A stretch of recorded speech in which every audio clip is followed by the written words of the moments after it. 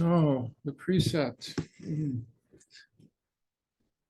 precept that we're working with here, aware of the suffering caused by sensual, sexual, physical misconduct. I take the precept, I vow to take the precept, to not exploit, take advantage of, etc., to not act out in that space.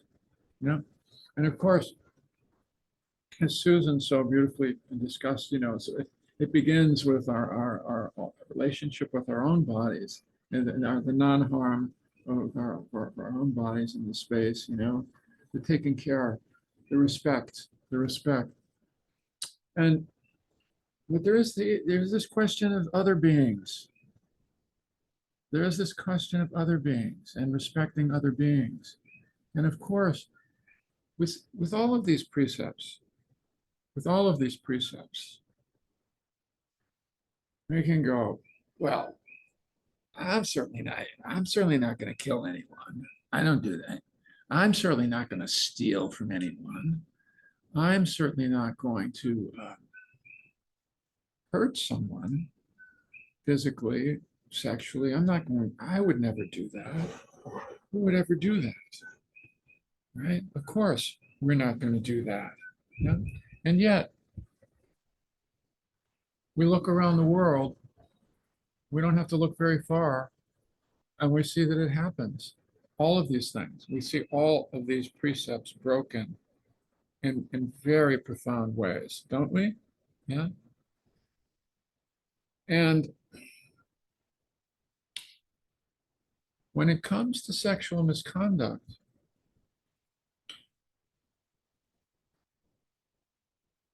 how painful it is to see this happening. Even where we would least expect it to happen. A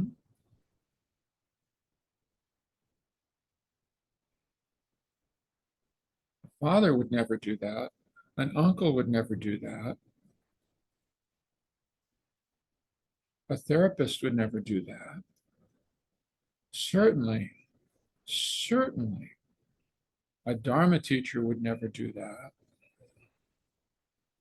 A lama, a Tibetan lama, of course, would never do that.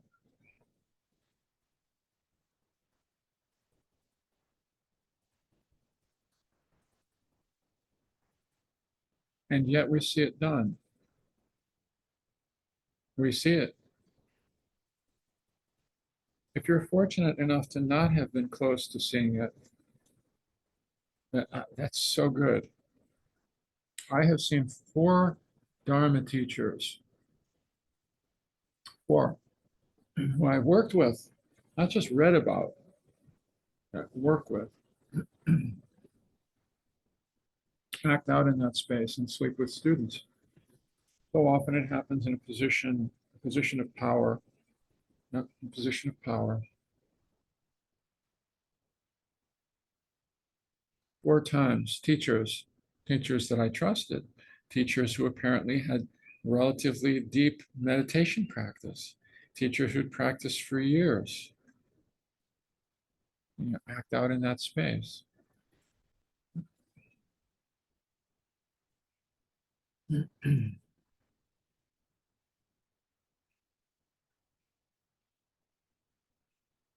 And of course, we could say, oh yes, it's the patriarchy and it's always men who do that.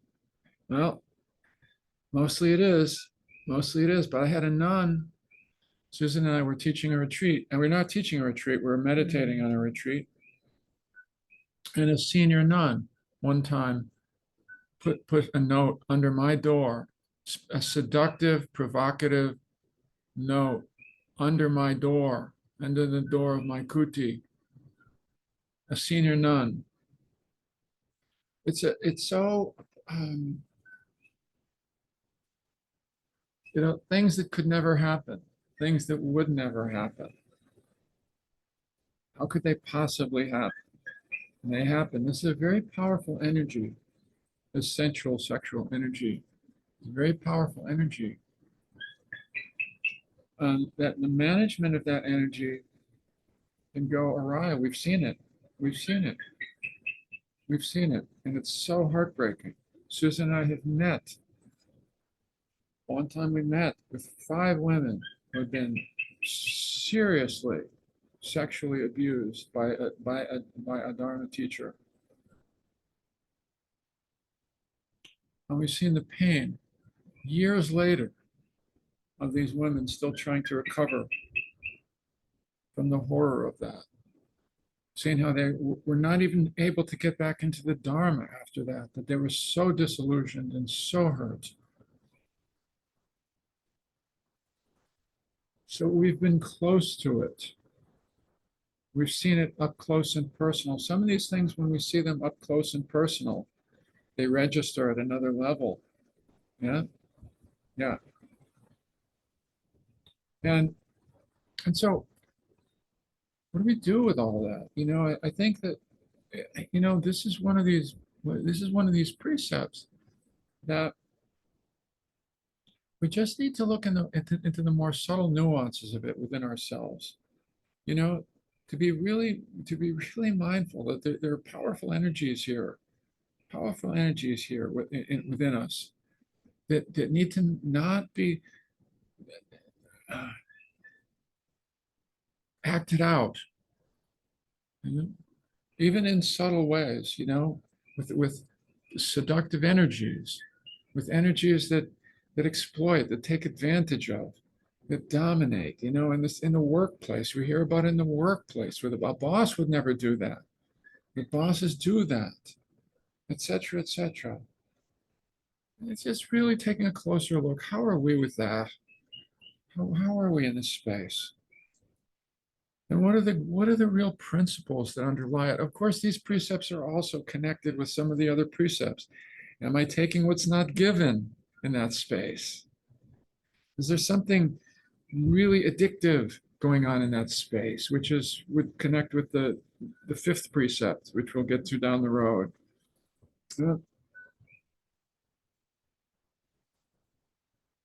How is that energy living in me? How is it? And I think the 2 principles that underlie this too, and on a very basic way, is there a respect and honoring of the other being, of other beings in general, a deep respect, that other beings with feelings, other sentient beings, want to be happy just like me, have powerful energies and needs and wishes and desires in them just like me, don't want to be taken advantage of just like me.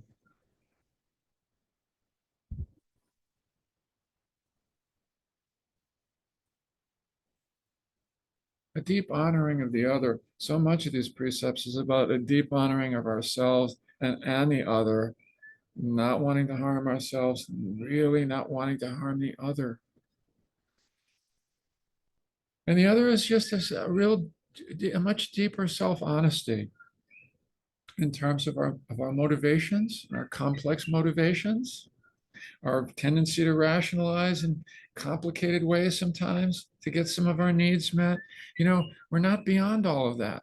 We need to see the complexity of what it means to be human when we have needs, needs to be loved, need to be seen, need to be held. How is all that working?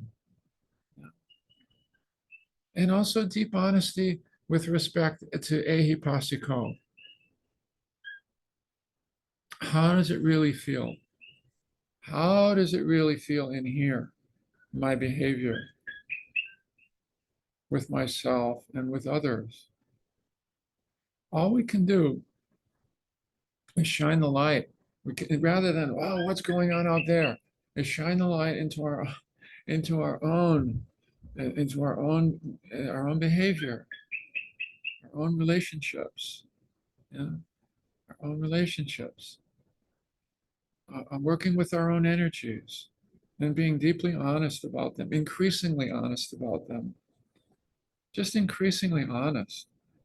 The self-honesty piece is so fundamental with all the precepts, but certainly with this one. Huh? Yeah, yeah. You know, Susan and I are both psychotherapists. We get more training. We get more training in psychotherapy as psychotherapists. A lot of training in that actually about this whole business of feelings that can arise in a therapy relationship, and the importance of not acting on some of those feelings that arise. The essential, how essential it is to not act on feelings that might arise in that context. There's no such training in that, no real training in that space for Dharma teachers. No real training. But I think some teachers don't understand the power of the feelings that can arise.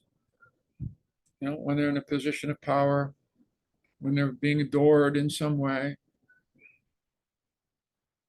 Complex feelings, complex feelings. I think more training needs to happen for Dharma teachers, real training in advance, early on for Dharma teachers. And that doesn't happen. And there's no agency overseeing that either, as there are in psychotherapists. You do that as a psychotherapist, you're going to lose your license, which is great. That doesn't happen for a Dharma teacher. You know, we've seen all four of my Dharma teachers, not one of them apologized either. This makes it even worse, right? None of them even owned it, just denial. You know, it's very, very, very disappointing. You know, it's very disappointing. I hate to even talk about this, right? But it's part of the world. It's part of the world that we live in. Unfortunately, it's still part of the Dharma world. You know, it still happens. And it's one of the great shadows over Western Dharma, in my view. And we need to be awake to it. We need to be awake to it in others, even in teachers that we work with. And we need to be awake to those energies within ourselves. You know, you know, both in terms of anything that might be acting out to hurt another.